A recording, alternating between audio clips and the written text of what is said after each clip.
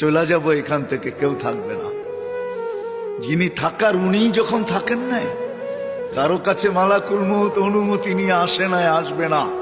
শুধু একজন মুহাম্মদুর রাসূলুল্লাহ সাল্লাল্লাহু আলাইহি ওয়াসাল্লামের কাছে মালাকুল মউত যখন আসছেন, তো আল্লাহ বলছে বন্ধুর কাছে অনুমতি নিয়ে ঢুকবে। অনুমতি দিলে ঢুকবে, নাইলে ফিরে আসবে। বন্ধু আমার, খবরদার অনুমতি ছাড়া যায় গর্জায় ঢুকা যাবে না। আমাদের কারো কাছে অনুমতি নিয়ে আসবে না, ওনার কাছে অনুমতি নিয়ে গেছেন। তারপরও বলছে শোনো, ঢুকার অনুমতি দিলেই কিন্তু হাত রাইখা দিবা না, আবার অনুমতি নিবা, রাখবা কি রাখবা না। বন্ধু যদি হা বলে তো রাইখো, যদি না বলে তো চলে আইসো।